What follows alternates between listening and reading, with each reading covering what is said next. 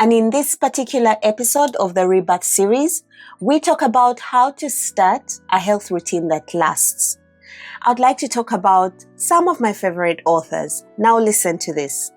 John C. Maxwell said, "The secret of your success is found in your daily routine."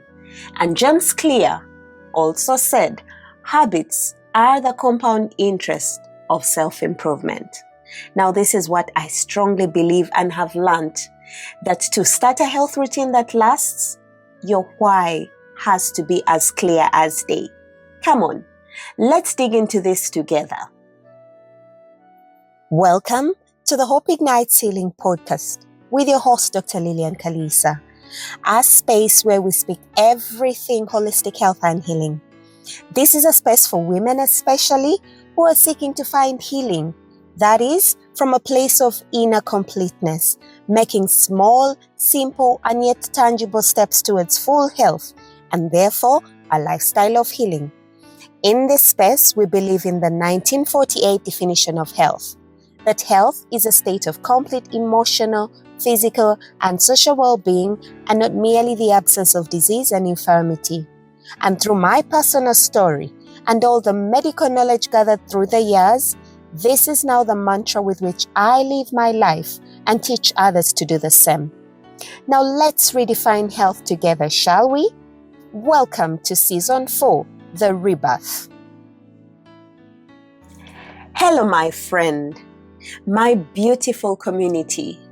What a joy, what excitement, what warmth to be back in your space, to talk to you, my people, to share some knowledge, some nuggets, some things with you that I believe give us a life of abundance. Now, the Rebirth series, just in case you're listening to me for the first time, have been about us becoming new from the inside out. It's been about shedding what no longer serves us, so that we awaken the version of us that has been waiting quietly beneath the noise, waiting to come out flourishing. So today in this particular episode, join me as we talk about something that affects all of us. We start health routines, we start things about our health that are so important to us at that time. But then we fail to carry them through. I'm not talking about the routine that you do for 2 weeks. I'm not talking about the routine that you abandon when life becomes busy. I want to talk about a routine that becomes part and parcel of who you are. Now, I'd like to tell you something right from the start, my listener. Just in case you get tempted to switch me off, at least you've got the gist of the discussion right from the start. The secret in that routine that lasts is not the routine itself. It's not the color, the beauty, the detail you put around the routine. No. The secret is in the why behind that routine. Why is it so important for you to carry on with exactly what you've started? Now, as usual, I will start at story time. Most recent, in the month of November, I carried out my annual discipline challenge. And this discipline challenge I usually do for ladies to help them get certain goals in that they had planned to get for that year, and their mind has lied to them that they cannot get them. The principles that I use are that if you do something consistently for 21 days, it becomes a habit. And that if you carry it on for 60 days, it becomes automatic. And that if you carry it on for 90 days, you create a new lifestyle. So this discipline challenge, I usually call it a pacemaker to enable ladies to be able to see a glimpse of their goals that they set for that year. I'll tell you, the reports were amazing. Ladies actually did things that they've not done throughout the year. And my own story, I've been writing for the longest time, writing my manuscript, and committing to write 20 minutes every day got me 3 chapters of the manuscript complete. Some of the ladies in the challenge, believe it or not, managed to lose 2, 3, 5 kilograms that they failed to lose the whole year just by being consistent on doing something. Let me share another one. A lady was able to maintain her prayer routine, her spirituality, and spiritual nurturing for just 1 month. She'd failed to do the whole year. Let me give you just one more that I remember off my fingertips. A lady was able to write a whole chapter of a book that she had failed to pace herself to get done. And she completed it just by holding each other accountable and working together for the whole month of November. But look, it's not that you are doing, it's where we started from. Why was it so important for me to get that manuscript in?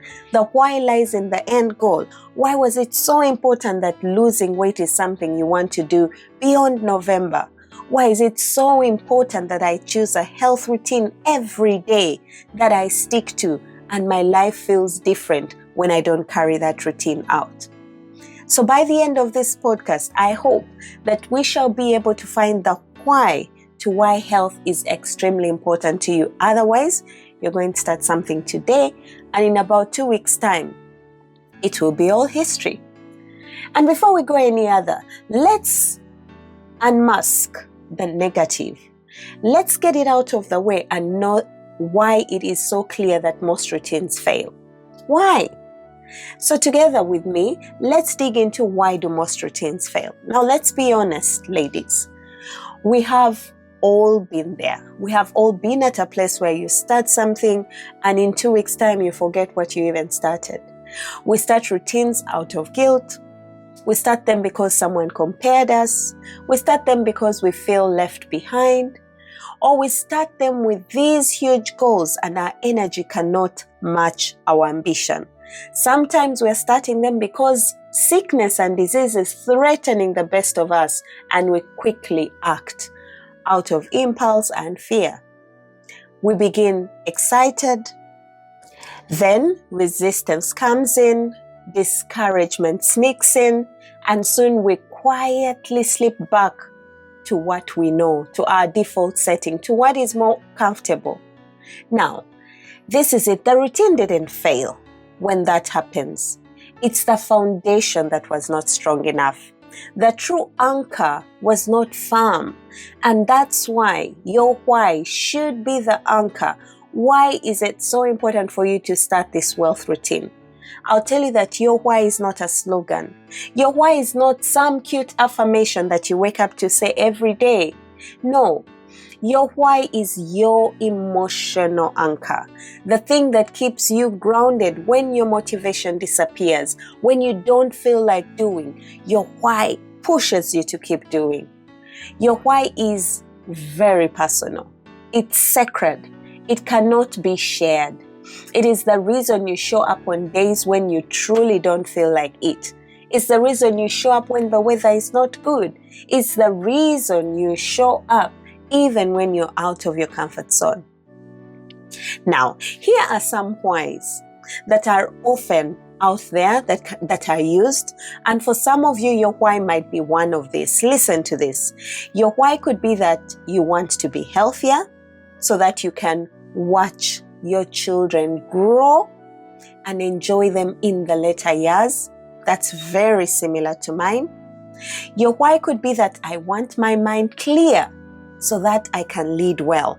That's also similar to mine, very close. Your why could be that you're tired of feeling tired, and you're tired of the version of you that takes you into something you don't like. Again, very similar to mine. Your why could be that you want to rebuild trust within yourself that you've broken over and over again, and you're so tired of breaking that trust. Another why could be that you want peace in your body and peace in your mind, and you want healing. Now, with those examples and many others, I'll tell you that for me, my whys have changed over the years, but the heart still remains the same. Initially, about 3, 4, maybe 5 years ago, my why I started a health routine was for my sanity. Then as I got into the routine and made a lifestyle, it went into understanding healthy living more deeply. Now, my why, the why for me to live complete, every day.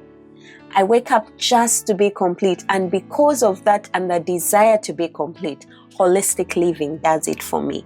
And that is why I'm able to teach others the same, to teach others to be complete, so that I have mileage enough to live a long life, long enough to enjoy my children and their families, and above all, to fulfill the kingdom of God here on earth, sharing health and wellness, completeness, holistic health with His people. Now, I want to live so well so that I can give hope. Hope to you, my listener. Hope to you who is here right now and you are just completely out of hope and you don't even know what next year looks like. I want my life to reflect the healing that I invite others to pursue. I want that my life will speak unto my patients. That if I tell you to go and exercise for 20 minutes, I'm not telling you theory. I'm telling you that I do it, I did it today, and you can do it. That if I tell you to choose quality, quantity, and timed meals, you will do it because I've given you the example of how I do it. That guides my why.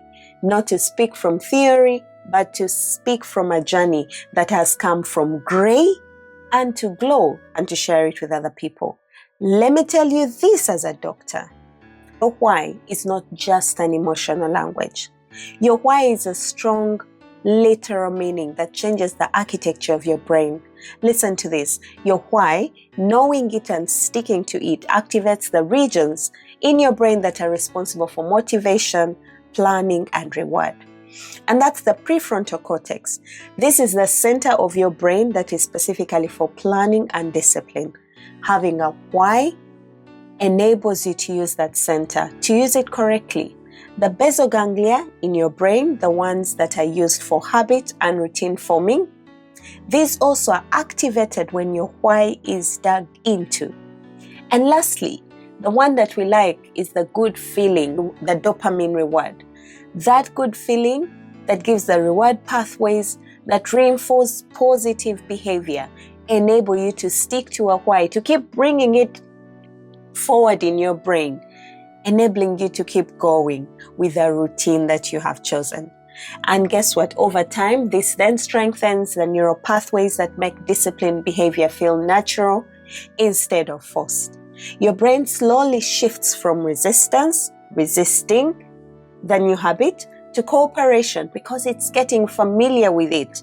It's looking forward to that dopamine rush. It's creating a habit and a routine from the basal ganglia. It's creating a plan, a discipline stimulated by the prefrontal cortex. So, your brain slowly then shifts from resistance to cooperation, like I've said. That is pushing yourself to aligning with yourself. This is why deep whys move your behavior from obligation to identity. It becomes who you are. You become somebody who is known to be disciplined. You become somebody who is known to wake up and exercise. You become somebody who is known to live a healthy life. It pushes you to come from pressure, doing it out of pressure, doing it out of because you have to, the ones we talked about, into purpose. You have a reason that you're doing it. And purpose then fuels you instead of burning you out, right? Now, I'd like to tell you this again. As a doctor practicing medicine, a strong why literally rewires your brain and it shifts your behavior from obligation to identity. In summary, it shifts you from pressures to purpose, like I said. Now, in this rebirth series, I would like us to take a moment. I want to guide you through finding your why. Right here, right now, wherever you are, just take a pause.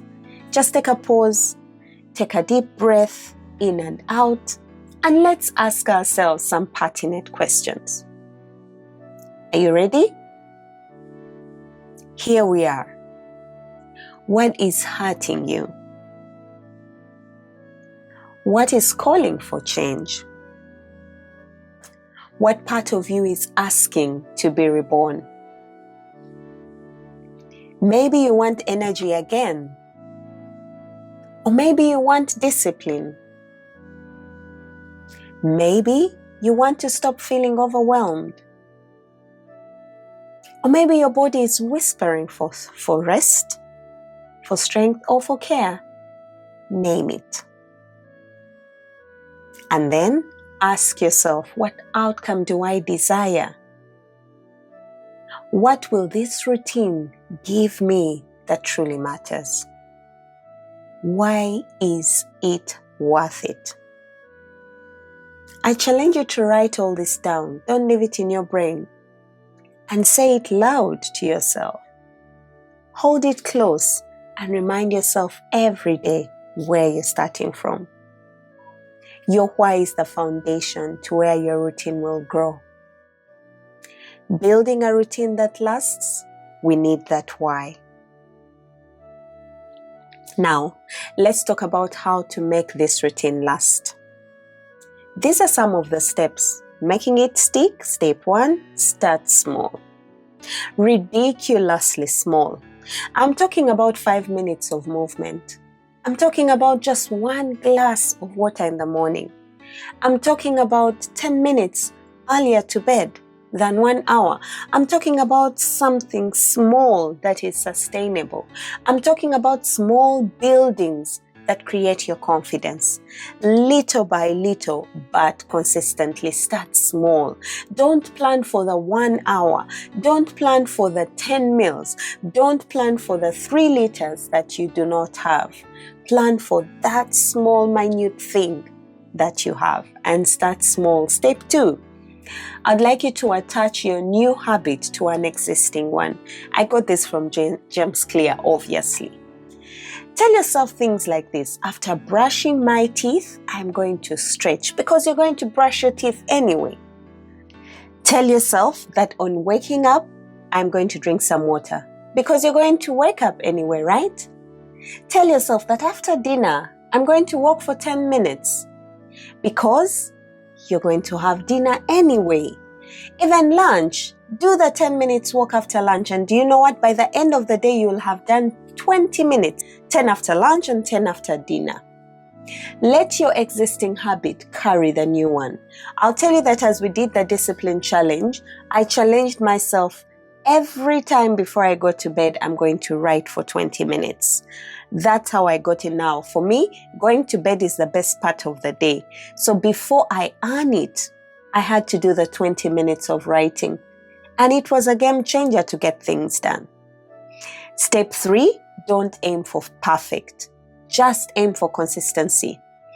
Your routine should have a minimum baseline.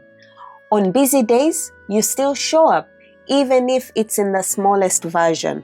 I always tell my ladies, when you've got a new health routine, when you're busy, get a simpler version of it, but don't let your brain think you didn't do something. So for example, if you've chosen to skip your rope 100 times every day as your new habit, on a day you're running late, do not skip the 100 minutes. Jump in one place for 10 jumps, 20 jumps. Your brain will know it did something, just to challenge your body to keep in the consistency, to challenge your brain, right? Step 4, track your progress visually. Use things like a calendar, a journal, a simple check mark. Seeing your consistency strengthens your identity. In the discipline challenge, we did a nice big green tick.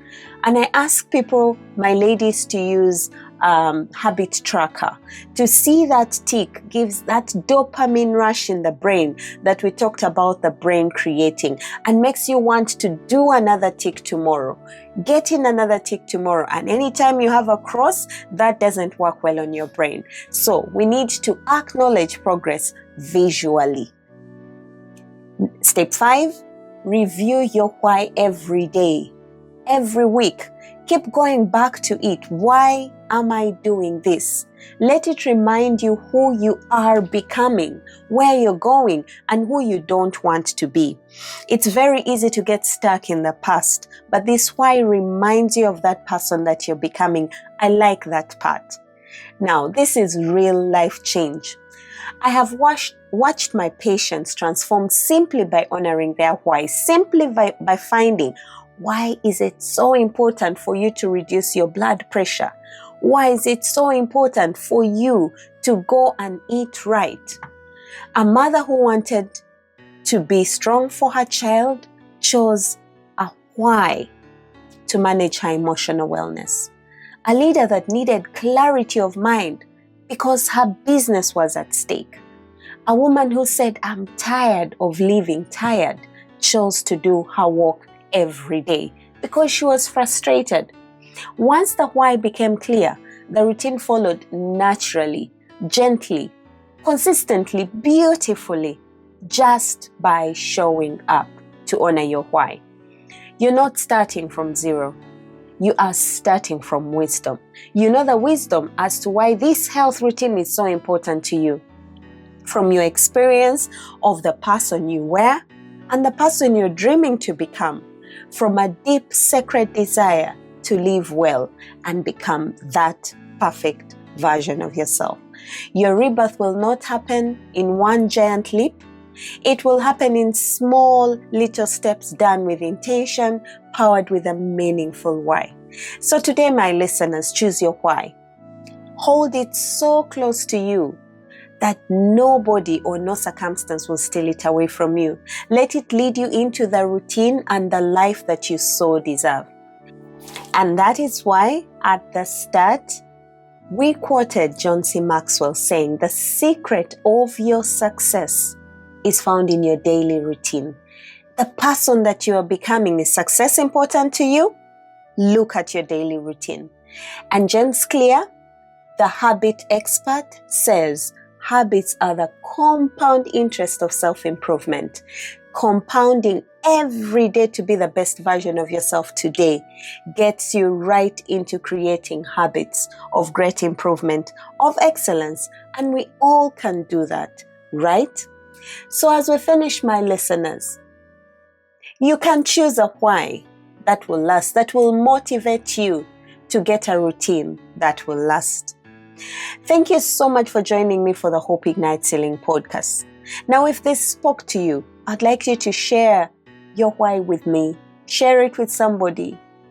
I'd like you to stay tuned for the next episode in the Rebirth series, where we'll talk with people just like you and I who have chosen a why and have stuck to their health routine.